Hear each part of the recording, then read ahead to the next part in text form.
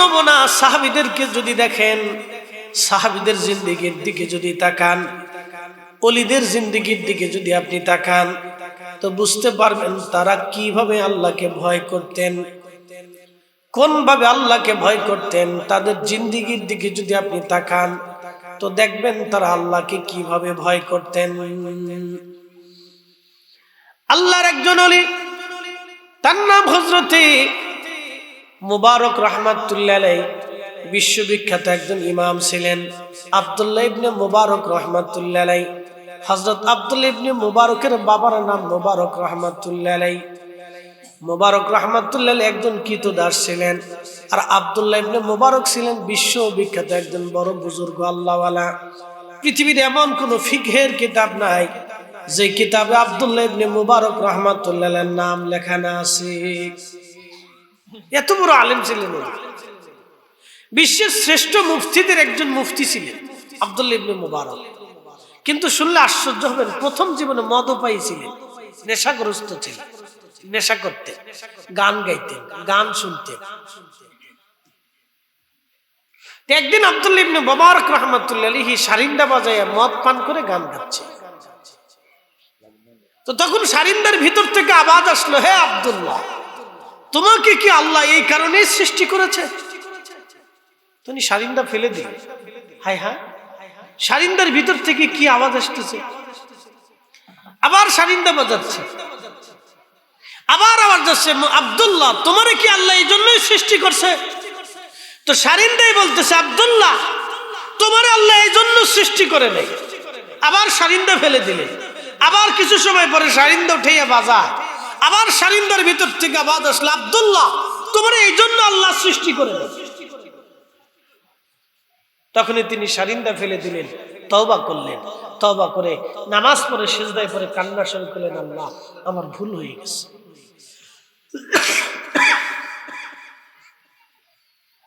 ভুল স্বীকার করে ইমামুল আজম আবু হানিফা রাহমাতুল্লাহর দরবারে যাইয়া হাদিসের দর্শ নিয়ে, তাফসীরের দর্শ নিয়ে, ফিকহের দর্শ নিয়ে এত বড় মুফতি হলেন যে পৃথিবীর এমন কোন কিতাব নাই, ফিকহের কিতাব, যে কিতাবে তার নাম লেখা না আছে।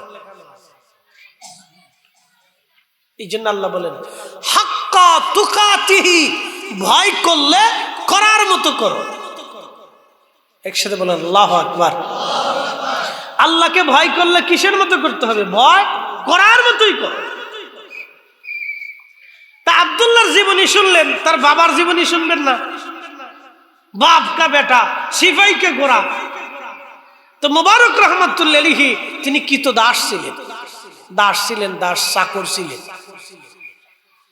এখনকার দেশের চাকর আর তখনকার সময়কার চাকর একরকম না।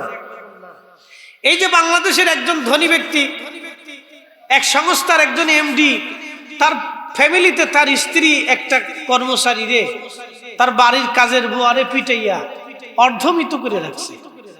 সেই কারণে পুলিশ তারে ধরে নিয়ে গেছে, মামলা হয়েছে, তার চাকরিও মনে হয় চলে যাবে, আরো আনুষঙ্গিক শাস্তি টাস্তি হইতে পারে, ওই মহিলার জেল জীবন হতে পারে, হবে তো শিশু আইনের মামলা, ঠিক কথা না। আপনি যত অপরাধী করুক, একটা বাচ্চারা এইভাবে মারতে পারেন না। কি কথা কর না কেন?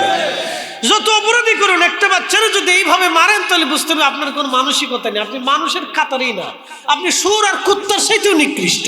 কথা ঠিক আছে নি? শুয়োর আর কুত্তার সাথে যদি তুলনা দেন, তাহলে শুয়োর আর কুত্তা বলবে যে আপনার সাথে তুলনা দিয়েন না, আমরা জিন্দেগিতে এই ধরনের কোনো আচরণ নাই। খুব মনোযোগ দিবেন। হযরত মুবারক রাহমাতুল্লাহ আলাইহি কৃতদাস ছিলেন তিনি। মুবারক রাহমাতুল্লাহ আলাইহি তার মালিক অনেক ধনাঢ্য ব্যক্তি, জমিদার ছিলেন। মুবারক রাহমাতুল্লাহ আলাইহি মালিক এসে একদিন বললেন, মুবারক, তোমাকে আনারের বাগানের দায়িত্ব দিয়ে দিলাম, এই আনার বাগান তুমি পাহারা দেবা, দেখবা, পর্যবেক্ষণ করবা। তো 6 বছর পরে মালিক গেছে বাগান দেখার জন্য, যে বাগানটা দেখে আসে।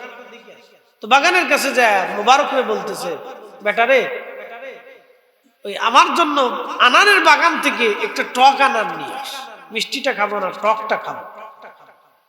তো মুবারক রাহমাতুল্লাহ আলাইহি একটা আনার নিয়ে আসছে, আনার পরে ভাঙ্গিয়া খাওয়ার পরে দেখে মিষ্টি। তো মালিক ডাক দেখে, বেটা, আনতে গেলাম টক, আনলি মিষ্টি। তো তো মোবারক রহমতুল্লাহ বলতেছে, মালিক কি করে বুঝবো যে টক না মিষ্টি? 6 বছর আনারের বাগানে কাজ করিস, তুই জানিস না কোনটা মিষ্টি কোনটা টক? এটা তো বাগানে কাজ করলে বুঝাই যায়। কি কথা ঠিক আছে না, যে কোন ধরনের আনারের টক হইতে পারে, মিষ্টি হইতে পারে?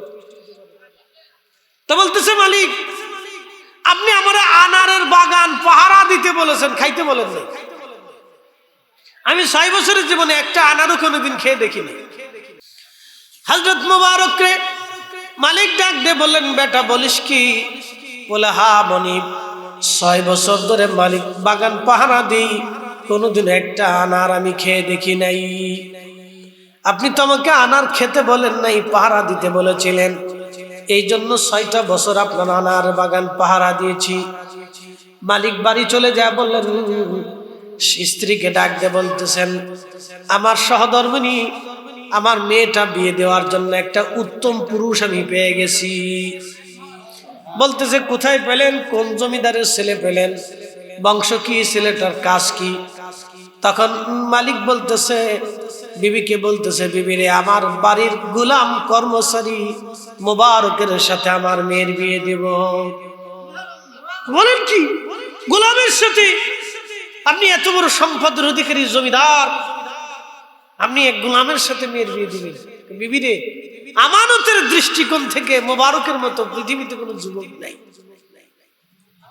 6 বছর ধরে পাহারা দিতে বলেছি, পাহারাই দিছে, একটা আনার খেয়ে দেখে নেই। এই ছেলের সাথে আমার মেয়ের বিয়ে দিলে সে সারা জীবন সুখে থাকবে। আপনারা তো মেয়ে বিয়ে দেওয়ার আগে পাত্র দেখেন না, তার চরিত্র দেখেন না। পরে শেষে দোয়া চান, হুজুর মেয়ে বিয়ে দিছিলাম, জামাই গাঁজা খায়। হ্যাঁ, পরে এসে দোয়া চাইলে কি হবে? কিন্তু যেটা গাঁজায় ধরে ফেলছে, এটা সহজে কি গাঁজা ছাড়ে? ওরে বাপরে বাপ, গাঁজা ছাড়ে একবার ধরছে, তার সহজে ছাড়তেছে। এই জন্য দোয়া চাওয়ার আগে ভালো করে বুঝে শুয়েছিল। পোলা বিয়ে দেওয়ার আগে আল্লাহ আল্লাহ মাইয়া ভালো করে চাইয়েন, যেটা সই চরিত্র, নীতি, আদর্শ, আমানতদারিতা আছে কিনা।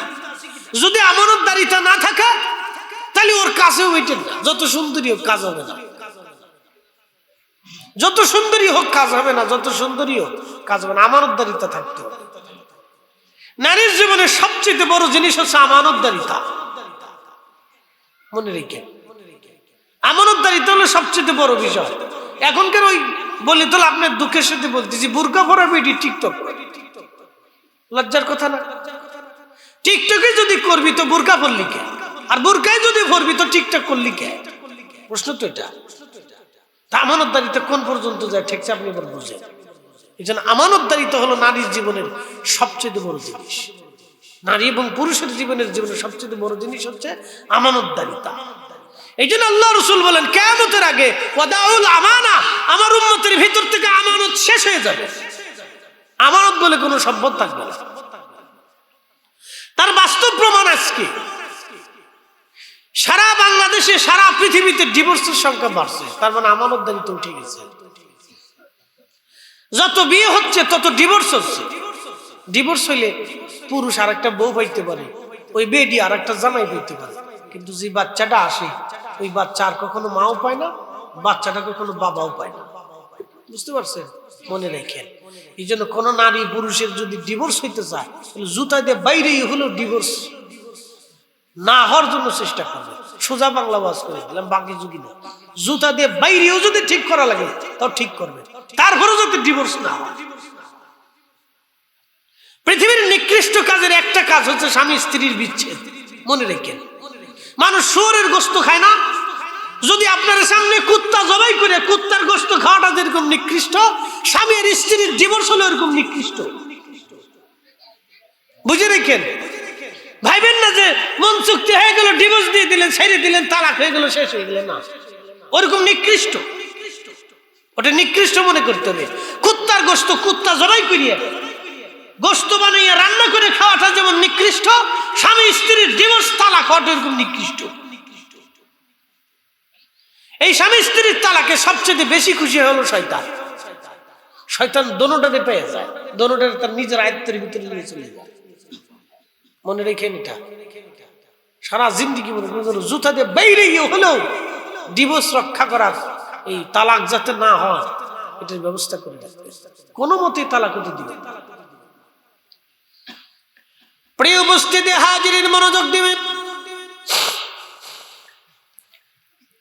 হযরতে ওমর রাদিয়াল্লাহু আনহু রাতের আধারে তিনি ঘুরে ঘুরে দেখতেন কে খায় কে খায় না, কে ঘুমায় না, কার বাড়ি কি অভাব। হযরত ওমর ঘুরে ঘুরে দেখতেন। একদিন ঘুরতে ঘুরতে এক বেদুইন পল্লীতে চলে গেলেন, মরুভূমির ভিতরে। বেদুইন পল্লীতে চলে যাওয়ার পরে হযরত ওমর রাতের আধারে দেখলেন একটা ছোট্ট তাঁবুর ভিতরে মিটমিট করে আলো জ্বলতেছে।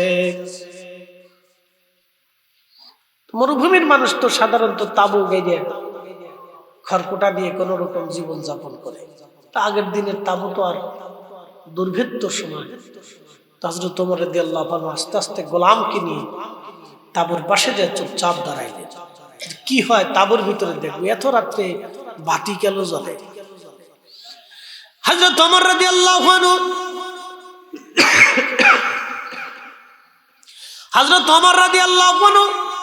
তাঁবুর ভিতরে চলে গেলেন, তাঁবুর পাশে যে দাঁড়াইলেন। তাঁবুর পাশে যে দাঁড়ানোর পরে হযরত ওমর লক্ষ্য করলেন তাঁবুর ভিতর থেকে মেয়েটা ডাক দিয়ে বলতেছে, ও মা, আজকে তো উটের দুধ কম হয়েছে মা, কালকে সকালবেলা দুধের পাওনাদারকে আমরা কি দিয়ে বুঝাবো। তখন মহিলা বলতেছিল, মা রে, দুধের সাথে পানি একটু বেশি করে মিশিয়ে দাও। দুধের সাথে পানি মিশিয়ে দুধ বাড়াও। মেয়েটা বলতেছে, মা, দুধের সাথে যে পানি মিশাবো হযরত ওমরের গোয়েন্দা যদি জানে তাহলে আমাদের বিচার হবে। মহিলা বলতেছে, মরুভূমির ভিতরে এই বেদুইন পল্লীতে হযরত ওমরের গোয়েন্দা তো রাতে কোথা থেকে আসবে? কিন্তু খলিফা তো নিজে পিছনে দাঁড়ায় দাঁড়ায় শুনতেছে, তুমি দুধের সাথে পানি মিশাও, ওমরের গোয়েন্দা জানবে না। মেয়েটা ডাক দে বলল, মারে, ওমরের গোয়েন্দা যদি নাও জানে রে মা, কিন্তু আমার আল্লাহ তো জানে। আল্লাহু আকবার। বুঝে যান, আমরা দেশে টিকটক করে বেটি না, কিন্তু হযরত ওমর রাদিয়াল্লাহু আনহুর চোখ চেহারা উজ্জ্বল হয়ে গেল। এইরকম মেয়ে বেদুইন পল্লীর ভিতরে আসে, বেদুইন পল্লীর ভিতরে এরকম মেয়ে আছে। আমাদের দেশে বাইদে আছে না, আমরা বলি বেদে বেদে, আর আরবে বেদুইনদেরকে কয় বধু। কি কয়? বধু কয় না? বধু বধু বধু কয়। আর আমরা দেশের ওদেরকে আমরা কি বলি? বেদে বা বাইদে, আঞ্চলিক ভাষায় বেদে বলি। বেদে বেদে বধু একটু ঘুরায় সোজা দিক দিয়ে দিলে কি কথা। তো বেদে বধু, আমরা দেশে বেদে যেমন, আরবের বধুরাও ওইরকমই আর কি। ছিন্ন বিচ্ছিন্ন ভাবে তারা বিভিন্ন মরুভূমিতে ঘুরে গোত্রভিত্তিক তারা পশুপালন টালন করে তাদের সংসার আদি জীবন অর্জন চালায়। হযরত ওমর চিন্তা করতেছে, এই বধূ পল্লীতে এইরকম আমানতদারি নিয়ে আছে। তিনি পিছনে দাঁড়ায় দাঁড়ায় শুনতেছে। চলে আসলেন হযরত ওমর। ফজরের নামাজ পড়ে হযরত ওমর গোয়েন্দাদেরকে বললেন, তোমরা অমুক অমুক পল্লীতে, বেদুইন পল্লীতে তোমরা চলে যাও, এখানে একটা মেয়ে আছে এবং মা আছে। ওই তাঁবুর ভিতরে মা আর মেয়ের বিস্তারিত খবরটা তোমরা নিয়ে আসো। গোয়েন্দারা খবর নিয়ে আসার পরে হযরত ওমরের কাছে এসে তথ্য জানালেন খলিফাতুল মুসলিমিন, মহিলার স্বামী মারা গেছে, এই মেয়েটা নিয়ে তার জীবন। তারা গবাদি পশু, উট, দুম্বা, ছাগল, ভেড়া চড়াইয়া যা দুধ আসে এই দুধ বিক্রি করে তারা কোন রকম সংসার চালায়। হযরত ওমর ছেলেদেরকে ডাকলেন, ছেলেদেরকে ডেকে বললেন, ও আমার সন্তানরা, তোমরা বলো কার স্ত্রী লাগবে, কে বিয়ে করতে চাও বলো, তোমরা কে বিয়ে করবা তোমরা বলো। হযরত আব্দুল্লাহ ইবনে ওমর বলেন, আব্বাজান, আমি তো বিয়ে করেছি, আমার আর স্ত্রীর প্রয়োজন নাই, আব্বাজান আপনি আমার ছোটজনকে দিয়ে দেন। হযরত ওমর ছোট ছেলেকে বললেন, বেটা তুমি কি বিয়ে করতে চাও? ছেলে বলল, আব্বাজান আপনার ইচ্ছা, আপনার পছন্দই আমার পছন্দ। তখন হযরত ওমর বললেন, বেদুইন পল্লীতে মরুভূমির ভিতরে বধুর ভিতরে আমি একটা মেয়ে পছন্দ করেছি, বড় আমানতদার। হযরত ওমর তার নিজের ছেলের সাথে বেদুইন পল্লীর দুধ বিক্রি করনে বলে এক মহিলার সন্তানটাকে বিয়ে দিয়ে দিলেন। একবার জোরে বলা যাবে আল্লাহু আকবার। এটার নাম কি? ইসলাম। যারা বলেন এটার নাম কি? যারা বলেন এটার নাম কি? যারা বলেন এটার নাম কি? এত বড় মুসলিম মিল্লাতের খলিফা হযরত ওমর বেদুইন পল্লী থেকে মেয়ে নিয়ে আসছে সন্তানদের বিয়ে দেওয়ার জন্য। কি দেখে আনছে? চেহারা দেখা, সম্পদ দেখা, আমানতদারিতা দেখা। কথা ঠিক আছে নি? কি দেখা? আমানতদারিতা দেখা আনছে। শুনলে খুশি হবেন, ওই মেয়ের গর্ভে আল্লাহ আরেকটা মেয়ে দিল, নাতি। নাতির ঘরে আল্লাহ আরেকটা সন্তান দিল, তার নাম হযরত আব্দুল্লাহ ইবনে, তার নাম ওমর ইবনে আব্দুল আজিজ। তার নাম ওমর ইবনে আব্দুল আজিজ। হযরত ওমরের নাতির ঘরের পুতি ওমর ইবনে আব্দুল আজিজ, তাকে মুসলমানদের দ্বিতীয় ওমর বলা হতো। একবারে সেম ওমরের মতোই চরিত্র ছিল। একসাথে কইলেন আল্লাহু আকবার। বাপ কা বেটা সেপাই কা ঘোড়া, রক্ত কথা বলে, রক্ত কথা বলে, মনে রেখে, রক্ত কথা বলে। হযরত ওমর রাদিয়াল্লাহু আনহু নাতির ঘরের পুতি। হযরত ওমর ইবনে আব্দুল আজিজ মুসলিমদের আরেকজন খলিফা, যাকে মুসলমানদের দ্বিতীয় ওমর বলা হতো। উমাইয়া রাজবংশের ভিতরে একজন মাত্র ব্যক্তি যিনি ওমর ইবনে আব্দুল আজিজ খোলাফায়ে রাশিদের চরিত্র অনুযায়ী বিশ্ব শাসন করতেন। একদিন হযরত ওমর ইবনে আব্দুল আজিজ তিনি রওনা দিলেন, নিজের স্ত্রী ফাতেমাকে সাথে করে নিয়ে গেলেন বাইতুল মালে, সাথে ছোট্ট ছেলেটাও রওনা দিয়ে গেল। ছেলেটা যখন গেছে বাইতুল মালে, কিছু ফল আসছে, ফল আসার পরে হযরত ওমর ইবনে আব্দুল আজিজ রাহিমাহুল্লাহর ছেলেটা দৌড়ায় যাইয়া একটা আপেল হাতে নিয়া মুখের ভিতরে কামড় দিয়ে খাওয়া শুরু করছে। বাচ্চা মানুষ সুন্দর আপেল দেখছে, দৌড়ায় যে আপেলটা ধরে মুখের ভিতরে দিয়ে কামড় বেরিয়েছে। দেয় না অনেক সময়? বাচ্চারা তো করবেই, এটা স্বাভাবিক, বাচ্চাদের কাজই এটা, তার কোনো কাজ না, কাজটা করতে হইতো। তোরা ঘুরে ফিরে যা, যেটা যে সময় যা পায় ওই সময় তুই কর। তো বাচ্চারে আপেল নিয়ে মুখের ভিতরে দিয়ে কামড় মেরে দিছে। হযরত ওমর ইবনে আব্দুল আজিজ দৌড়ে গিয়া বাচ্চার হাত চেপে ধরে, হাত থেকে আপেলটা সরাইয়া মুখটা চেপে ধরে মুখের ভিতরে আঙ্গুল দিয়ে বাকি আপেল বের করে নিয়ে আসছে। বাচ্চা তো আপেল যখন নিয়ে গেছে, মুখের ভিতর থেকে আপেল যখন বের করছে, তখন বাচ্চা কান্নাকাটি শুরু করছে, মাটির ভিতর গোড়াগড়ি শুরু করছে। তো স্ত্রী ফাতেমা দৌড়ে এসে বলতেছে, স্বামী, আমার এই ছোট্ট বাচ্চাটাকে কষ্ট না দিলেও তো পারতেন, একটা সাধারণ আপেল বাচ্চাটা নাই খেয়েই ফেলেছে, তার জন্য তার মুখের ভিতর থেকে, বাচ্চার মুখের ভিতর থেকে আঙ্গুল দিয়ে কি আপেল বের করে আনতে হবে? ওমর ইবনে আব্দুল আজিজ ডাক দিয়ে বললেন, স্ত্রী, এই সামান্য কাজের জন্য কিয়ামতের ময়দানে আল্লাহর সামনে এই খেলাফত নিয়ে আমাকে প্রশ্নবিদ্ধ করা হবে, সেই দিন আমি আসামি হয়ে যাব। অতএব দুনিয়ার থেকে আমার সন্তান কষ্ট পাক, কিয়ামতের ময়দানে আমি কষ্ট পেতে পারবো। আসতে হলো কেন? জোরে বলেন, আরো জোরে। মুসলমান একসাথে বলেন কি? জোরে বলেন কি? ইয়া আইয়ুহাল্লাযীনা আমানুত্তাকুল্লাহ। তারা এইভাবে আল্লাহকে ভয় করত। কারে ভয় করত? বুঝতে পারছেন? তারা এইভাবে আল্লাহকে ভয় করত। ভয়টা করার মতোই করতে হবে, হাক্কা তুকাতিহি, ভয় করার মতো করতে হবে। হাক্কা তুকাতিহি, আল্লাহকে ভয় করার মতো ভয় করতে হবে। হযরত ওমর ইবনে আব্দুল আজিজ রাহিমাহুল্লাহ, যিনি আল্লাহকে এইভাবে ভয় করতেন, এইভাবে ভয় করে তারা মুসলিম মিল্লাত পরিচালনা করতেন, খেলাফত চালাইতেন, রাষ্ট্র চালাইতেন, দেশ চালাইতেন, এইভাবে আল্লাহকে ভয় করে। খুব মনোযোগ দিয়ে কথাগুলি শুনবেন। এইভাবে ভয় করে আল্লাহকে ভয় করে তারা এইভাবে রাষ্ট্র চালাইতেন।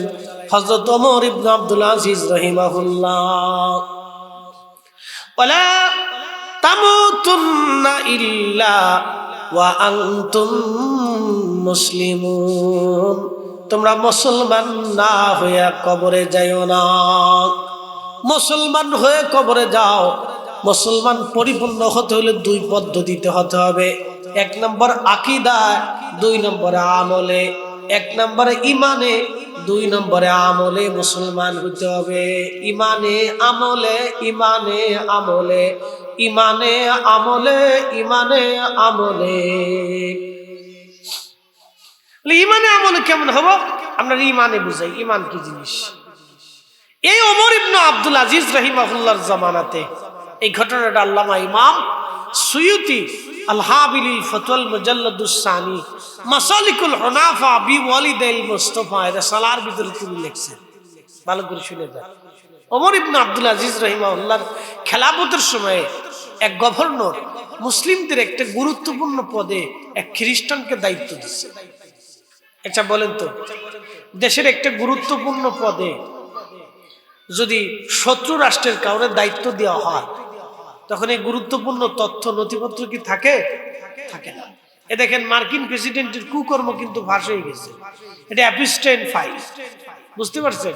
অ্যাপিস্টাইন অর্থাৎ একটা দ্বীপ বা একজন ব্যক্তি যিনি দ্বীপের মালিকানা নিয়ে ওই দ্বীপে 12 থেকে 14 বছরের ছোট ছোট কুমারী মেয়েদেরকে ধরে ধরে নিয়ে অপহরণ করে নিয়ে কিনে নিয়ে ওই সমস্ত ধনী ধনী ব্যক্তিদের লালসার লিপসা বানাইতো। তারা ওইখানে যে ধর্ষণ করতো, তাদেরকে তাদের মনস্কামনা পূর্ণ করতো। তাদের ভিতরে পৃথিবীর বড় বড় ধনী ধনী ব্যক্তিদের নাম আসছে, আরবদের কিছু কিছু লিডারদের নাম আসছে, মার্কিন প্রেসিডেন্ট ডোনাল্ড ট্রাম্পের নাম আসছে। বুঝতে পারছেন? বুঝে লন এবার। তারও নাম আসছে, পৃথিবীর ধনী ধনী ব্যক্তিদের নাম আসছে, বড় বড় ব্যবসায়িকদের নাম আসছে, বড় বড় খেলোয়াড়দের নাম আসছে। তারা ওই সমস্ত দ্বীপে যাইয়া ওই সুন্দরী নারী ছোট ছোট কুমারী বাচ্চাদের সাথে লালসা করত। বুঝতে পারছেন? তো পৃথিবী কত নিকৃষ্ট মানসিকতার ভিতরে চলে গেছে আপনি এবার বুঝেন। যে পৃথিবীর ধনী ধনী ব্যক্তিরা যখন এই কাজ করে, পৃথিবীর নামী দামি ব্যক্তিরা যখন এই কাজ করে, তাহলে বুঝতে হবে পৃথিবী তার ভারসাম্য হারিয়ে ফেলেছে, কিয়ামতের সময় গড়িয়ে গেছে। কথা কন না? ঠিক আছে কিনা? ওরা আজ্ঞামে জাহিলিয়াতকে ফেল করে ফেলছে, আজ্ঞামে জাহিলিয়াতকে ফেল করে ফেলছে। আপনি বুঝেন? একটা ছোট ছোট বাচ্চাদেরকে নিয়ে তার এরকম র্যাপ করে আনন্দ করে উৎফুল্লিত হয়, আনন্দিত হয়। আপনি বুঝেন এটা কতটুকু নিকৃষ্ট? এটা মানবতাহীন কাজ। আপনি বুঝেন এটা কতটা নিকৃষ্ট কাজ? শুয়োর আর কুত্তাও যা কোনোদিন কল্পনা করে না। শুয়োর কুত্তার জীবনে এরকম কল্পনা ওদের জীবনে আসে না, যেটা মানুষ এই কল্পনা পর্যন্ত করে। আপনি বুঝেন? ওই যে মাগুরা রাশিয়া ছোট্ট মেয়েটারে শুধু ধর্ষণই করে নাই, বেলেট দিয়ে তার গুপ্তাঙ্গ কেটে তাকে হত্যা করেছিল। আজ পর্যন্ত মাগুরা ওই আসিয়ারে যারা মারছে তাদের ফাঁসি হয়েছে? তা কেন ফাঁসি হবে না? কেন দিতে পারছে? এত বড় জঘন্য কাজের যদি ফাঁসি না হয় তাহলে কি হবে দেশে? কিসের আইন কানুন আপনি আমার দেখেন, আমার বুঝান কিসের আইন কানুন? হ্যাঁ,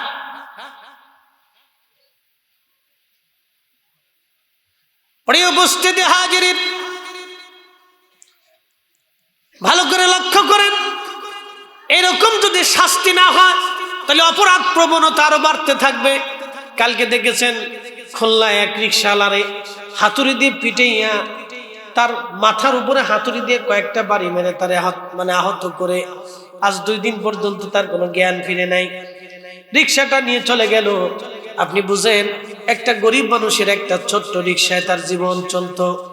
এইভাবে যদি অপরাধীদেরকে শাস্তির আওতায়, কঠিন শাস্তির আওতায় যদি আনা না হয় তাহলে আগামী দিনের অপরাধ প্রবণতা বাড়তে থাকবে, নেশা বাড়তে থাকবে, ঘুষ বাড়তে থাকবে, এইভাবে আকাম কুকাম বাড়তে থাকবে, হত্যা বাড়তে থাকবে, ধর্ষণ বাড়তে থাকবে।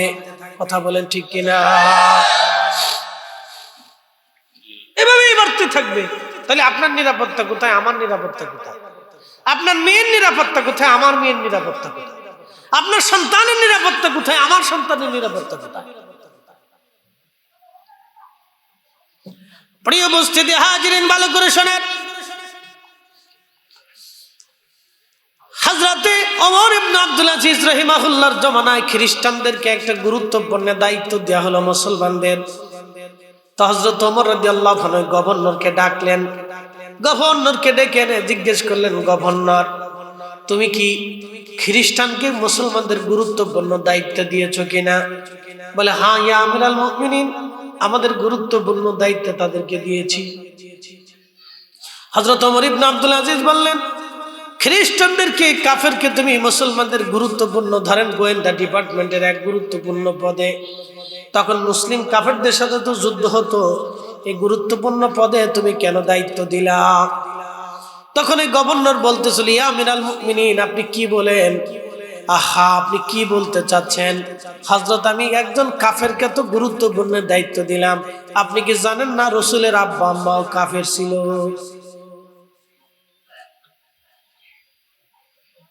কি মনে হয় আপনাদের কাছে? বলেন, কেউ যদি আইসা বলে রাসূলের আব্বা আম্মা কাফের ছিল, মানবেন না? যদি হাদিসের দলিল দেয়, হ্যাঁ,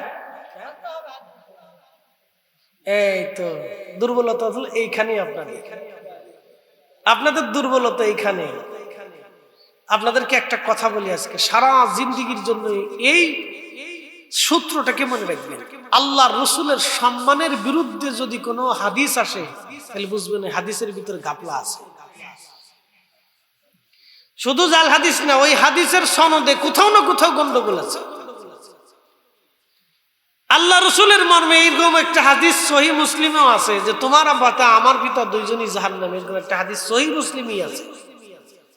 কিন্তু এই হাদিসের ব্যাখ্যা ইমাম সুয়ুতি 550 বছর আগে আল মাসালিকুল হুনাফা বিওয়ালিদিল মুস্তাফা রাসূলুল্লাহর ভিতর করছে। দুঃখের বিষয়, এই ব্যাখ্যাটা আমাদের দেশে এখনো উন্মুক্ত হতে পারে না। আইম্মা ইকরাম যে আমাদের জন্য কি নিয়ামত, এটা 550 বছর আগে ব্যাখ্যা বিশ্লেষণ করে এই হাদিসের সত্যতা যাচাই করে, এই হাদিসের কোন রাবি কবে ভুল করছে, কিভাবে ভুল করছে, সব ব্যাখ্যা বিশ্লেষণ ইমাম সুয়ুতি কিতাবের ভিতরে করছে। বুঝতে পারছেন? খালি মুসলিমে হাদিস পাইলি মানে নিয়ে না। সহিহ বুখারীতে এরকম হাদিস আছে, রাসূল আত্মহত্যা করতে চেয়েছিলেন। লা হাওলা ওয়ালা কুওয়াতা ইল্লা বিল্লাহ। কি মানবেন? এই কথা বললে কেন মানবেন? হাদিসে তো আছে আল্লাহ রাসূল দাঁড়ায় পেশাব করছে, তো করবেন নি? এই জন্য হাদিস পাইলেই মানা যাবে না।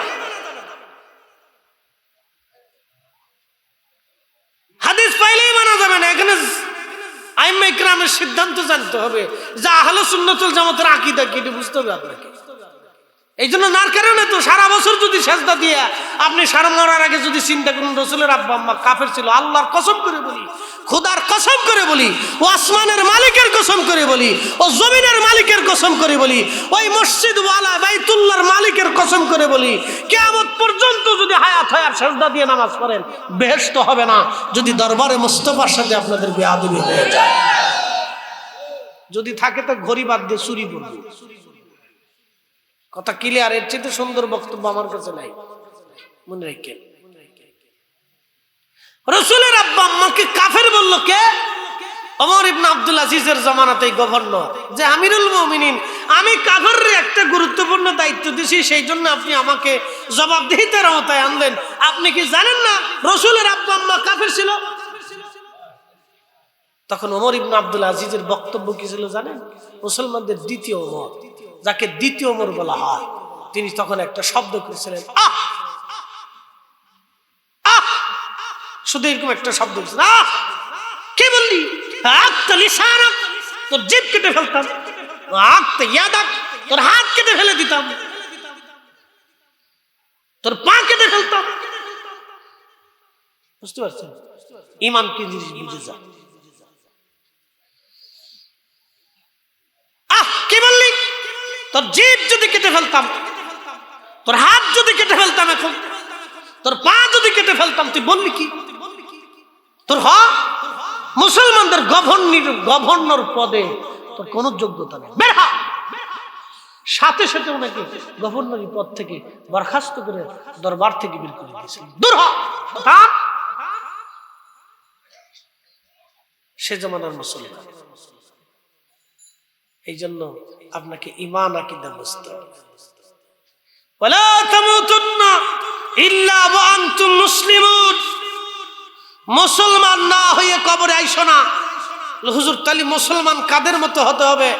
খাজা বাবা আজমিরির মতো মুসলমান হতে হবে, শাহজালালের মতো মুসলমান হতে হবে, ইমাম আজম আবু হানিফার মতো মুসলমান হতে হবে, ইমাম শাফি, ইমাম হাম্বলি, ইমাম মালিক, আউলিয়া کرام যেই ঈমানে যেই বিশ্বাসে মুসলমান ছিল, আপনাকে সেই বিশ্বাসে সেই আকীদায় মুসলমান হতে হবে। দুনিয়ার কোন শায়েখ থেকে আপনাকে ইলম নিতে হবে না। ইলম যেটা দেওয়ার শাহজালাল ইয়ামিনী মুজাদ্দিদ আমরা আকাবির দুনিয়ার ইলম আমরা দিয়ে গেছে, ফিকহের কিতাব দিয়ে গেছে, হাদিসের তাখরিজের কিতাব দিয়ে গেছে, তাফসীরের কিতাব দিয়ে গেছে। আমরা আকীদা কি হবে সেভাবে ইমাম আকাইদুত তাবি লিখেছেন, আকাইদুন নসবি লেখা হয়েছে। বড় বড় ইমামরা আকীদার কিতাব লিখছে, শারহে ফিকুল আকবার লেখা হয়েছে আকীদার উপরে, ফিকুল আকবার লেখা হয়েছে আকীদার উপরে। নতুন করে কার কাছ থেকে আমরা শিখার দরকার নেই, আমরা রাস্তা বাতলাই দিয়ে দিচ্ছি, বুঝতে পারছেন? এই জন্য ফুট করে আইসে কেউ যদি আপনার একটা ভুল তথ্য দেয় মানা যাবে না। যদি হাজারো দলিল দিয়েও বলার চেষ্টা করে না রসুলের এখানে ভুল ছিল, আপনি জীবনেও মানবেন না। কেউ যদি আইসে বলে যে না রসুল করিম সাল্লাল্লাহু আলাইহি ওয়াসাল্লাম কিয়ামতের ময়দানে চিন্তিত থাকবে, এই কথা বললে আকাশ ভেঙে গেলেও তারে মানা যাবে না, হাদিসের দলিল দিলেও মানা যাবে না। বুঝবেন এই হাদিসে গাফলা আছে, মনে আছে? মনে থাকবে তো? সূত্র মনে রেখে নেই, এটা তাহলে ভুল আছে, সারা জীবন কি বুঝতে হবে আকীদা ঈমান। এজন্য আল্লাহ বলেন ওয়ালা তামুতুন্না ইল্লা ওয়া আনতুম মুসলিমুন, তুমি মুসলমান হয়ে তারপরে কবরে আসো। এজন্য আকীদায় মুসলিম হয়ে কবরে যেতে হবে। এখন একজন আইসা আপনারে বলল আল্লাহ আকার, আহলুস সুন্নাত ওয়াল জামাতের আকীদা আল্লাহ নিরাকার। কারণ আপনারা আইসা বলল আল্লাহ আকার, অনেক কোরআনের দলিল দিচ্ছে আপনাকে, অনেকগুলি আয়াত আপনাকে সামনে উপস্থাপন করবে, আপনি আয়াতের তো মর্ম বুঝবেন না, আয়াতের ব্যাখ্যা বিশ্লেষণ তো আপনার বোঝার ক্ষমতা নেই, এটা আমরারও বোঝার ক্ষমতা নেই। বলে হুজুর কেন? 20 বছর মাদ্রাসায় পড়ছে, সে আয়াতের মর্ম বুঝে না। 50 বছর মাদ্রাসায় পড়াচ্ছে, তারপরও সে বুঝে না। বলে কারা বুঝতো? আইম্মায়ে কেরাম বুঝে, তারা কিতাব লিখে আমরা রাস্তা বাতলায় প্রেসক্রিপশন দিয়ে গেছে, সাবধান তোমাদের সামনে এরকম এরকম আয়াত উপস্থাপন হবে আল্লাহকে আকার বলার জন্য, আল্লাহর দেহ আকৃতি, আল্লাহকে দেহর আকৃতি দেওয়ার জন্য একদল আসবে যাদেরকে আহলে মুজাসসিমা বলা হবে, দেহবাদী আকীদা। মানে আল্লাহরে বলবে যে আল্লাহর হাত আছে, চোখ আছে, পা আছে, কান আছে, নাক আছে, আল্লাহর ঠোঁট আছে, ফ্যাট আছে, মাথা আছে, পা আছে, কিতা করেন না আসেনি? আল্লাহ একসাথে করেন না, আল্লাহর আসেনি? জোরে বলেন আসেনি? তা আল্লাহ যদি হাত, ঠোঁট, কান, নাক, পা থাকে তাহলে হাত কত বড়? তাহলে আল্লাহ আকারের মতো হইলো, আল্লাহ কার মতো? তাহলে আল্লাহ কি তাহলে মোবাইলের মতো?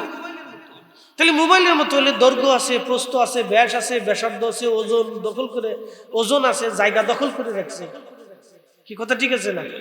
এটার ব্যাস আছে, দৈর্ঘ্য আছে, প্রস্থ আছে, ব্যাস ব্যাসার্ধ আছে, তারপর জায়গা দখল করে আছে, তার ওজন আছে, এটা একটা আকারের মধ্যে সীমাবদ্ধ। তো রব যদি আকারের মধ্যে সীমাবদ্ধ হয় তো সৃষ্টিও আকারের সাথে সীমাবদ্ধ, তাহলে সৃষ্টি এবং স্রষ্টার মধ্যে পার্থক্য কোথায়? আপনাকে দর্শনটা বুঝতে হবে, সৃষ্টি এবং স্রষ্টার মধ্যে পার্থক্য কি। এই জন্য রব আমাদেরকে একটা জবাব দিয়েছেন, লাইসা কামিসলিহি শাইউন, আমি রবের সাথে কোনো মেসাল নাই, আমি উপমাহীন, আমি তুলনাহীন, আমি মেসালহীন। একসাথে বলবেন আল্লাহু আকবার। এই জন্য আহলুস সুন্নাত ওয়াল জামাতের আকীদা হচ্ছে আল্লাহ নিরাকার, উপমাহীন, মেসালহীন। একসাথে বলবেন না মারহাবা? এই তো বুঝে গেছিলাম। শানে উলুহিয়ত, শানে রুবুবিয়ত, শানে রিসালাত, এর খেলাফে কেউ যদি হাজারো দলিল আপনার সামনে উপস্থাপন করে মানা যাবে না। রাসূলের ইজ্জতের বিরুদ্ধে, আল্লাহর সম্মানের বিরুদ্ধে, ওলিদের সম্মানের বিরুদ্ধে যত দলিল পেশ করুক আপনাকে মানা যাবে না। সুজা হিসাবে মানা যাবে, হিসাব একবারে সুজা। মানলেই আপনাকে মানতে হলে, তাহলে বুঝতে হলে আগের আইম্মায়ে কেরামের কিতাব আহলুস সুন্নাত ওয়াল জামাতের আকীদা কি আছে ওইটার উপর পর্যবেক্ষণ করে আপনি বুঝেন, তার আগে কিন্তু ফুট করে সিদ্ধান্ত নিয়েন না, তাহলে আপনি পস্তাইতে হবে। একটা ভুলের জন্য জাহান্নাম যথেষ্ট, বেশি দরকার নেই। একটা ভুলের জন্য জাহান্নাম যথেষ্ট, বেশি দরকার নেই। শুধু আপনি বলেন যে তাকদীর বলে কিছু নাই, শুধু এতটুকুনি বলেন জাহান্নামে একবারে রেডি হয়ে বসে রয়েছে, আপনারা জাহান্নামে যাওয়ার জন্য কোনো কারণ লাগবে না, একটাই যথেষ্ট। শুধু বলেন যে তাকদীর বলে ইসলামে কিছু নেই, তাহলে আপনি হয়ে যাবেন তাকদীর অস্বীকার করেন না, আপনি একটা বাতিল ফিরকা। যদি বলেন যে আল্লাহ খায়, আল্লাহ পড়ায়, আল্লাহ ঘুম পড়ায়, আল্লাহ সবকিছু করায়, আমি ভালো করলেও আল্লাহ করায়, খারাপ করলেও আল্লাহ করায়, শুধু এই কথাটা বলেন, আপনি জাহান্নাম আপনার জন্য রেডি। কেন? আপনি মুতাজিলা আকীদা নিয়ে নিলেন। আহলুস সুন্নাত ওয়াল জামাতের আকীদা এটা না। আহলুস সুন্নাত ওয়াল জামাতের আকীদা, আল্লাহ আমাকে খেয়ার দিয়েছেন, ইচ্ছা শক্তি দিয়েছেন, কোনটা ভালো কোনটা মন্দ বুঝার সক্ষমতা আল্লাহ আমাদের দিয়েছেন, কোনটা শুয়োরের গোশত আর কোনটা গরুর গোশত আল্লাহ আমাদের বুঝার সক্ষমতা দিয়েছে। এখন আপনি গরু বাদ দিয়ে শুয়োর খাবেন আর বলবেন যে আল্লাহ আমার শুয়োর খাওয়াইছে, তা চলতে না। কি কথা কন না? তাহলে মানুষ আর কুত্তার ভিতরে কোনো তফাৎ থাকে না। কি কথা কন, জোরে বলেন। মানুষ আর কুকুরের ভিতরে কোনো তফাৎ থাকে না। কুত্তা শুয়োরটাও খায়, গরুরটাও খায়। কি কথা ঠিক আছে কিনা? মানুষ গরুর গোশত খাবে, তাও কোনটা? যেটা আল্লাহর নামে জবাই করা হয়। কথা ঠিক আছে নি? আবার আল্লাহর নাম বাদ দিয়ে জবাই করলে খাওয়া যাবে না। গরুর গোশত খাইতে হবে কোন গরু? যে গরু তৃণভোজী, কিন্তু যে গরু মানুষের বিষ্ঠা খায়, কুকুরের মূত্র খায় এবং মানুষের পায়খানা খায়, ওই গরুর গোশত খাওয়া যাবে না। আপনাকে মাসলা বুঝতে হবে। প্রিয় উপস্থিতি হাজিরিন, অনেকগুলি কথা আপনাকে বুঝাইলাম আজকে ভাই আমার। এই জন্য ঈমান, ওয়ালা তামুতুন্না ইল্লা ওয়া আনতুম মুসলিমুন। মুসলমান না হইয়া মইরো না, মুসলমান না হইয়া মইরো না, মুসলমান হয়ে তোমাকে মরতে হবে। প্রথম নম্বরে ইমানে বিশ্বাসে মুসলমান হতে হবে, আকীদা বিশ্বাসে মুসলমান হতে হবে। 2 নম্বরে আমলে মুসলমান হতে হবে। 1 নম্বরে ইমানে, 2 নম্বরে আমলে। আল্লাহ এই জন্য আমরারে বলেন আল্লাযীনা আমানু ওয়া কানু ইয়াত্তাকুনা লাহুমুল বুশরা ফিল হায়াতিদ দুনিয়া ওয়া ফিল আখিরাহ। আল্লাহ বলেন আল্লাযীনা আমানু, যারা ঈমান আনছে, ওয়া কানু ইয়াত্তাকুন, এবং ঈমান অনুযায়ী যারা মুত্তাকি হয়েছে, লাহুমুল বুশরা ফিল হায়াতিদ দুনিয়া ওয়া ফিল আখিরাহ। দুনিয়াতেও তাদের জন্য সুসংবাদ, আখিরাতেও তাদের জন্য সুসংবাদ। জোরে বলেন সুবহানাল্লাহ। মানুষ হইয়া ভবেতে আসিয়া মানুষের করিলাম কি? ও নবী না মানিলাম কি যে ভুল করিলাম, নবী না মানিলাম কি যে ভুল করিলাম, ভস্মে ঢালিলাম ঘি। মানুষ হইয়া ভবেতে আসিয়া মানুষের করিলাম কি? মানুষ হইয়া ভবেতে আসিয়া মানুষের করিলাম কি? আল্লাহুম্মা সাল্লি আলা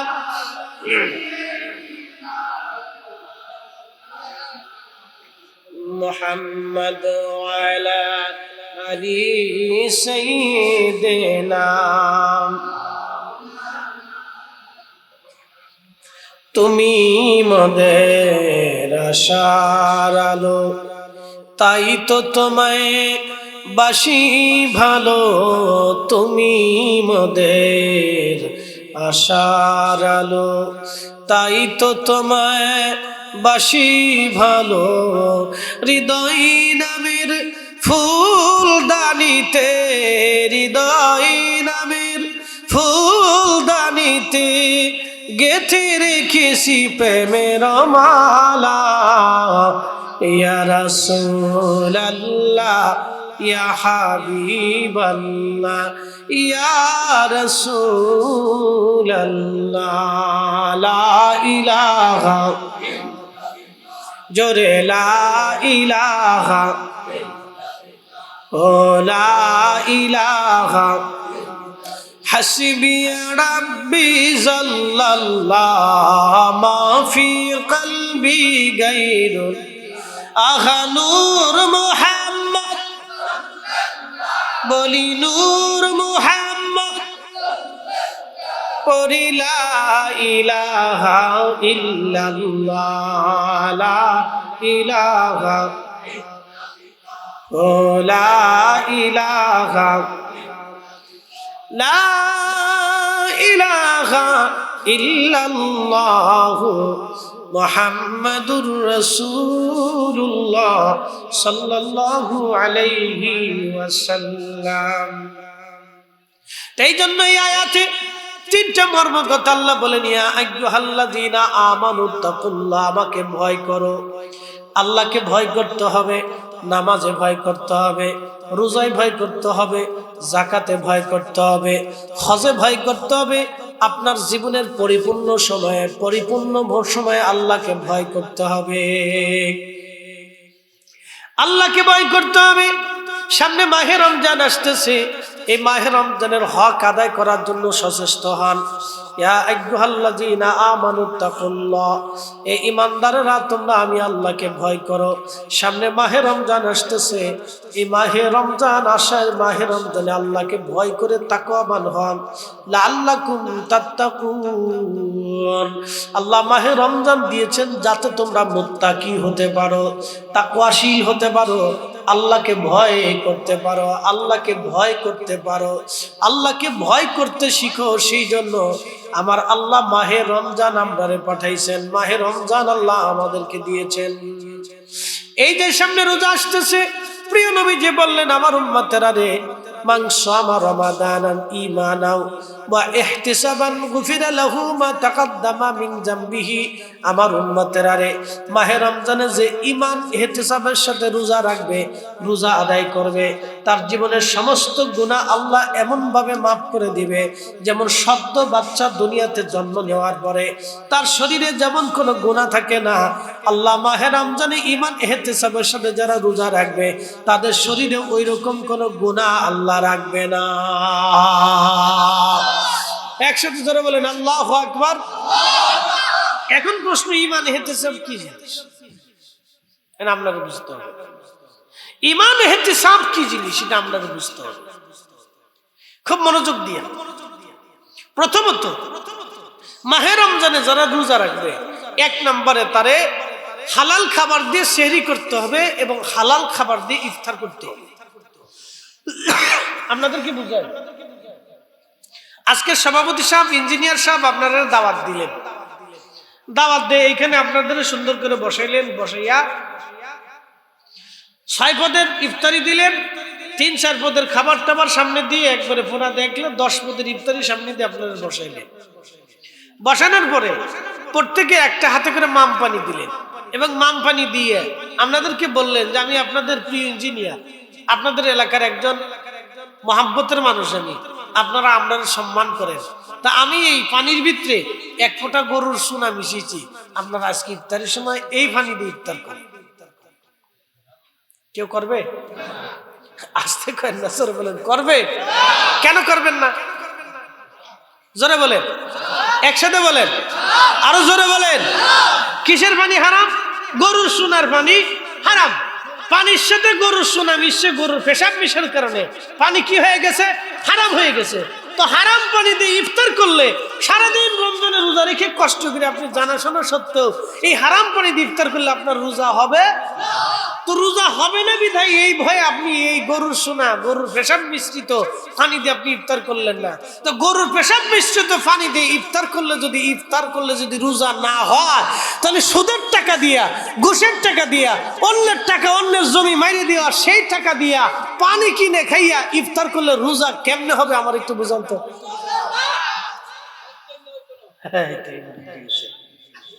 তাহলে ঈমান ইহতিসাবটা হলো ওই জিনিস, কথা কন নাকি? ঠিক আছে কিনা?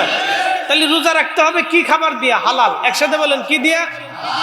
ইফতার করতে হবে কি দিয়া? এই বুঝে গেছে। তাহলে রোজা এবং ইফতার এই দুইটা জিনিস আপনাকে হালাল বস্তু দিয়ে করতেই হবে, বিকল্প কোনো রাস্তা নাই। যদি অন্য কোনো পথ অবলম্বন করেন তাহলে ঈমান ইহতিসাবের সাথে রোজা আদায় হবে। রোজা রাখতে পারেন, সারাদিন না খেয়ে থাকবেন, কষ্ট করবেন, তৃষ্ণায় কষ্ট নেবেন, পেটে ক্ষুধা নেবেন, কিন্তু কাজ হবে না। এরপর নাম চলবে মিথ্যা। পরেরটা কি? এই যে আসে জবানের রোজা। এত সময় আপনাদের হালাল খাবার দিয়ে পেটের রোজার কথা বললাম, এবার জবানের রোজা আসে। মিথ্যা, ফায়সা কথা, সগলখড়ি, গীবত, শেকায়েত, তহমত। একজনে যে অন্যায় করে নাই, আপনি তার উপরে ওই মিথ্যা কথা বলে ওই অন্যায় চাপাই দিলেন, যার নাম তহমত। গীবত, একজনে মানে মন্দ কথাগুলি আপনি মানুষের সামনে বলে বেড়াচ্ছেন, এই লোকে এটা এটা এটা এটা এটা করছে, এটার নাম গীবত। আল্লাহ রাসূল বলেন, উম্মত রে, তোমরা কি চাও তোমরা মৃত ভাইয়ের, মরা ভাইয়ের গরুর গোশত, মরা ভাইয়ের গোশত, তোমরা মরা মানুষের গোশত খাও? তাহলে শোনো, মৃত ভাইয়ের গোশত খাওয়া যেমন অপরাধ, গীবত করাও এরকম অপরাধ। সুবহানাল্লাহ, নাউজুবিল্লাহ। তাহলে আপনারা বুঝেন, মরা মানুষের গোশত খাওয়া যেমন অপরাধ, ঘৃণিত, গীবতটাও ইসলামে এরকম কি ঘৃণিত। এই জন্য রোজা রেখে কোনো গীবত করা যাবে না। যদি করেন তাহলে ঈমান ইহতিসাবের সাথে রোজা আদায় হবে। হ্যাঁ, বুঝে গেছেন? 2 নাম্বারটা। তাহলে মিথ্যা বলা যাবে না, গীবত করা যাবে না, শেকায়েত এই তহমত দেওয়া যাবে না, বুহতান করা যাবে না। 3 নাম্বার আরেকটা আছে সগলখড়ি। সগলখড়ি বুঝছেন নি?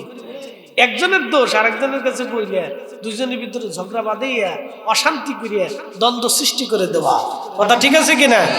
এটার নাম কি? সগলখড়ি। প্রিয় উপস্থিতি হাজিরিন, এই সগলখড়ি থেকে দূরে চলে আসতে হবে। যদি মাহে রমজানে আপনি সগলখড়ি বন্ধ না করেন, সগলখড়ি করতে থাকেন, তাহলে ঈমান ইহতিসাবের সাথে রোজা আদায় হবে না। আর একটা হচ্ছে চোখের রোজা। চোখ দিয়ে ফায়সা কোনো জিনিস দেখা যাবে না, পর নারীর প্রতি আপনার কুদৃষ্টি আনা যাবে না।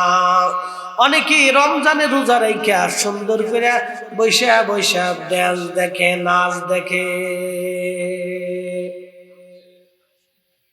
ইস, বাংলা সিনেমা দেখতেছি, বিরাট বড় রোজাদার, শয়তানের দূরে দাঁড়ায় দাঁড়ায় হাসে, কে দোস্ত রোজা হয়ে গেছে, যাও, ভালো রোজা তোমার দিয়ে দিচ্ছি, যাও।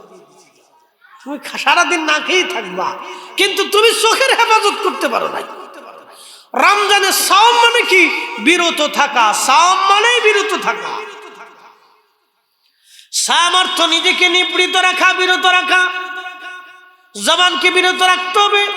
মিথ্যা বলা, ফায়সা বলা, চগলখড়ি করা, গীবত করা, তহমত দেওয়া, এই সমস্ত ফায়সা কর্মকাণ্ড থেকে নিজের জবানের রোজা রাখতে হবে। হালাল খাদ্য খেয়ে পেটের রোজা রাখতে হবে।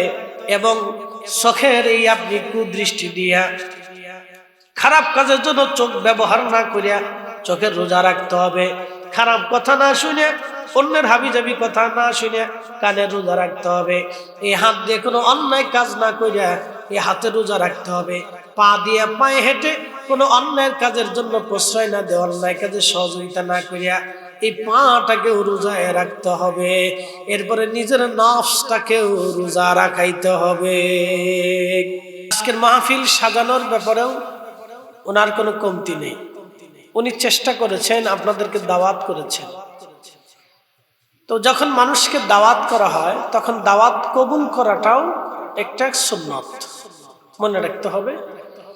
কোনো ব্যক্তি যদি আপনাকে দাওয়াত করে, তাহলে তার দাওয়াত গ্রহণ করাটা হচ্ছে সুন্নাত।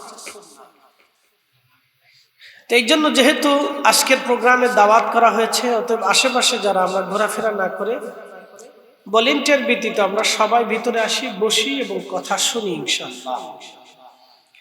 প্রিয় উপস্থিতি, আমি মহাগ্রন্থ পবিত্র কোরআনুল কারীম থেকে একটা আয়াতে কারিমা আপনাদের সামনে উপস্থাপন করেছি। তারই নিরিখে ধারাবাহিক আলোচনা আল্লাহ যেন মঞ্জুর করেন, করার তৌফিক দেন, দোয়া করে বলে না আমিন। আল্লাহ এই আয়াতে আমাদেরকে 3টে নির্দেশনা দিয়েছে। প্রথমত আল্লাহ বলেছেন, হে ঈমানদারেরা, তোমরা আমাকে ভয় করো। আল্লাহকে ভয় করতে বলেছেন। দ্বিতীয়ত রব্বুল আলামিন বলেছেন, ভয় করার মতোই ভয় করো। তৃতীয়ত আল্লাহ বলেছেন, ওয়ালা তামুতুন্না ইল্লা ওয়া আনতুম মুসলিমুন, আর মুসলমান না হয়ে, মুসলিম না হয়ে তোমরা মৃত্যু নিও না। আমাদের সবাইকে তো মারা যেতেই হবে, মৃত্যুর তো বিকল্প কোনো রাস্তা নাই, কোনো পদ্ধতি কোনো পথ আমাদের নাই। তো নাই যেহেতু মারাই যাব, সেই সুবাদেই আল্লাহ আমরারে বললেন তোমরা মারা তো যাবা, মৃত্যু তো নিবা, কিন্তু মুসলমানের মতো মুসলমান হয়ে তোমরা মারা যাও। এই কথাটা আল্লাহ আমরা শিখাইলেন। তা আমি এর উপরে বিস্তারিত ধারাবাহিক আলোচনা আপনাদের সামনে উপস্থাপন করব। আল্লাহ তৌফিক দিক, দোয়া করে বলেন আমিন। খুব মনোযোগ দেন। তো আল্লাহ আমাদেরকে সর্বপ্রথম বলেন, ইয়া আইয়ুহাল্লাযীনা আমানুত্তাকুল্লাহ, তোমরা আমাকে ভয় করো। ভয় আল্লাহকে করতে হবে। মুসলমানরা কি আল্লাহকে পিওর শিওর 100% আল্লাহকে ভয় করে? করে না। যদি মুসলমান 100% আল্লাহকে ভয় করত, তাহলে মুসলিমদের ভিতরে সুদের কোনো প্রচলন থাকতো না। মুসলিমরা যদি আল্লাহকে 100% ভয় করত, তাহলে মিথ্যা বলে কোনো কিছু থাকতো না। মুসলিমরা যদি আল্লাহকে 100% ভয় করত, তাহলে ঘুষের কোনো সিস্টেম থাকতো না। মুসলিমরা যদি আল্লাহকে 100% ভয় করত, তাহলে আমাদের চারপাশে দারিদ্রতা থাকতো না। মুসলমানরা যদি আল্লাহকে ভয় করত, তাহলে জমি নিয়ে মামলা মোকদ্দমা ঝামেলা ঝগড়া ফাসাদ হতো না। মুসলিমরা যদি আল্লাহকে ভয় করত, তাহলে মুসলিম দেশে খুন খারাপি হতো না। মুসলিমরা যদি আল্লাহকে ভয় করত, তাহলে এই খাবারে মালে ভেজাল দিত না। মুসলমানরা যদি আল্লাহকেই ভয় করত, তাহলে আমাদের এই বিশৃঙ্খলা এত কিছু হতো না। তার অর্থ হচ্ছে মুসলমানরা পিওর এবং শিওর আল্লাহকে ভয় করে না। একটা নাম কাওয়াজতে দেখায় যে আমরা ভয় করি, মূলত ভয় করে না। আন্তরিক ভয় একটা আলাদা জিনিস, হৃদয়ের গভীর থেকে ভয় পাওয়া এটা আলাদা একটা বিষয়। যেমন মাহে রমজানে কিছু ভয়ের উপমা পাওয়া যায়। কোনটা? সারাদিন রোজা রাখার পরে যখন ইফতারির সময় আসে, তখন বোঝা যায় যে সে মূলত এখন রমজানের ব্যাপারে আল্লাহকে ভয় করতেছে। রমজানের ব্যাপারে আল্লাহকে ভয় করতেছে। শুধু রমজানের উদ্দেশ্য করে তো আর আল্লাহকে ভয় করা যায় না, আরো তো ভয় আছে। সর্বক্ষেত্রে আল্লাহকে ভয় করাই হচ্ছে মূলত আল্লাহকে ভয় করা। তো খুব মনোযোগ দিয়ে, আল্লাহ রাব্বুল আলামিন আমরারে মাহে রমজান দিছেন, সামনে রমজান আসতেছে। শাবান মাস আসা মানে রমজানের দাওয়াত নিয়ে আসছে। আর লাইলাতুল বারাত আসা মানে রমজানের সুস্বাগতম নিয়ে বরাত আপনার সামনে উপস্থিত হয়েছে। কার নসিবে রমজান হবে, কার নসিবে হবে না, আমরা কিন্তু কেউ বলতে পারবো না। এই রমজান আসার আগেই কত মানুষ কবরে চলে যাবে, যাবে না? কত মানুষ কবরে চলে যাবে, আমরাও কবরে চলে যাব। টুডে টুমোরো, এখন বা তখন, সামনে যে কোনো মুহূর্তে আমাদের বিদের ডাক আমাদের আসতে পারে। তো বিদের ডাক যে আসবে, সেই জন্য আমাদের জীবনের প্রস্তুতি কি আছে? আমাদের জীবনের কি প্রস্তুতি আছে? একটা ছেলে ভালো একটা চাকরির জন্য অনেক স্টাডি করে, লেখাপড়া করে, জীবনে ভালো কিছু করার জন্য অনেক কিছু করে। কোরআন শরীফ মুখস্থ করার জন্য ছোট্ট বাচ্চা, ছোট্ট কাল থেকে সে কোরআন দর্শ দিচ্ছে। যে বয়সে বাচ্চারা মার কোলে ঘুমানোর কথা, সেই বয়সে মাদ্রাসার বাচ্চারা কোরআন শরীফ হাতে নিয়ে নিজের কাপড় নিজে ধুয়ে, নিজের বিছানা নিজে পাইতে, তারপরে কোরআন শরীফ পড়াশোনা করে। এটা কিন্তু চারটেখানি কথা না। যেই সময় বাচ্চারা মার কোলে থাকার কথা, বাবার আদরে থাকার কথা, সেই সময় বাচ্চারা নিজের কাপড় নিজে ধোয়। মাদ্রাসায় তো আর কেউ কারো কাপড় দিয়ে দেয় না। তো নিজের কাপড় নিজে ধোয়, নিজের খাবার নিজের বাসন নিজে ধোয়, নিজের কাপড় চোপড় নিজের বিছনা নিজে বিছায়। আপনাকে এটা বুঝতে হবে। তো খুব মনোযোগ দিবেন। আল্লাহ রাব্বুল আলামিনকে মুসলমানরা 100% পিওর ভয় করে না। যদি করত তাহলে কাজ হয়েছে, যদি করত তাহলে কাজ হয়েছে। আগে মুসলমানদেরকে কোনো বিষয়ে জিজ্ঞাসাবাদ করতে হলে তাকে জিজ্ঞাসা করতে, তুমি আল্লাহর কসম করে বলো তুমি কাজ করছো কিনা, খোদার কসম করো। তো মুসলমানরা যদি খোদার কসম করতো যে আমরা আল্লাহর কসম করতেছি, তাহলে তাকে ছেড়ে দেওয়া হতো। কারণ তখনকার দিনে মুসলমানরা জানতো যে কসম করে কোনো মুসলমান মিথ্যা বলে না। আর এখন মুসলমান কসম করে মিথ্যা কথা বলে। কি কথা ঠিক আছে কিনা? কসম করে মিথ্যা বলে। আর আগের জমানাতে মানুষ জানতো যে মুসলমানরা কসম করে মিথ্যা বলে না। আর আগের যুগের মানুষ জানতো যে মুসলিমরা ধোঁকা দেয় না। মুসলিমরা কি দেয় না? ধোঁকা দেয় না। আমরা অনেকে জিজ্ঞাসা যে হুজুর বাংলাদেশের মুসলমানের মতো সেরা মুসলমান দুনিয়াতে নেই। ওগুলো হয়, এটা কথা সত্য। বাংলাদেশের মুসলমান এমন এক মুসলমান যারা দোকানে বাকি খাইলে আর টাকা ফেরত দেয় না। কি কথা খারাপ কইছি? বাংলাদেশের মুসলমান এতে এমন এক মুসলমান যে দোকানে বাকি খাইলে আর টাকা দেয় না। এরা হলো সেই জাতের মুসলমান। এরা হচ্ছে সেই মুসলমান যে দোকানে বাকি খাইলে আর টাকা ফেরত দেয় না। এর সেই মুসলমান। প্রিয় উপস্থিতি, আল্লাহকে ভয় করার জন্য রব্বুল আলামিন আমাদের কোরআনের আরেকটা আয়াত থেকে আমাদেরকে বুঝাইলেন, ইন্নামাল মুমিনুনা আল্লাযীনা ইযা যুকিরাল্লাহু ওয়াজিলাত কুলুবুহুম। নফসের রোজা, এই নফসের রোজা রাখতে হবে। নফসের রোজা কি? হিংসা, অহংকার, কামনা, বাসনা। কামনা আসে, বাসনা আসে, অমুক নারীরা সুন্দর রে। হিংসা, অহংকার, এই নফসের রোজা রাখতে হবে। বলে নফসের রোজা কি? আপনারা একটু বোঝাই। কয়েকদিন আগে চলে গেল বরাত, ঠিক আছে? বরাত চলে গেল। এই বরাতের রাত্রি আমার রব আমার আল্লাহ সমস্ত মানুষকে মাফ করে দিলেন, কিন্তু দুই শ্রেণীকে আল্লাহ মাফ করেন নাই। সমস্ত উম্মতি মুহাম্মাদের আল্লাহ মাফ করে দেওয়ার ওয়াদা করলেন, কিন্তু দুই শ্রেণীকে আল্লাহ মাফ করেন নাই। এক নম্বর যারা নেশাগ্রস্ত, দুই নম্বর যারা হিংসাগ্রস্ত। নেশাগ্রস্তকে আল্লাহ মাফ করেন নাই এবং হিংসাগ্রস্তকে আল্লাহ মাফ করবেন না। হিংসাটা কি আপনাদেরকে বুঝাই। তুলার গোডাউনে আগুনের কয়লা ছেড়ে দিলে কি হবে? শেষ। তুলার গোডাউনে আগুনের কয়লা ছেড়ে দিলে কি হবে? শেষ। ঠিক মানব জীবনে যত তাহাজ্জুদ করেন, অন্তরে হিংসা থাকলে, জোরে বলেন, একসাথে বলেন, আরো জোরে বলেন। আপনারা রোজা শিখিয়ে দিয়ে দিতেছি, এইভাবে পাট পাট করে ভেঙে অনেকে বলবে না, আপনারা পাট পাট করে বুঝাচ্ছি। রোজা অরিজিনাল কেমনে হবে আপনারা বুঝাচ্ছি। এই জন্য হিসাব করে দেখেন বাংলাদেশে অনেকে রোজাই হয় না, শুধু না খেয়ে থাকে। হিংসা সাত্তারে রে। ইঞ্জিনিয়ার সব কত সুন্দর একটা বাড়ি করছে রে।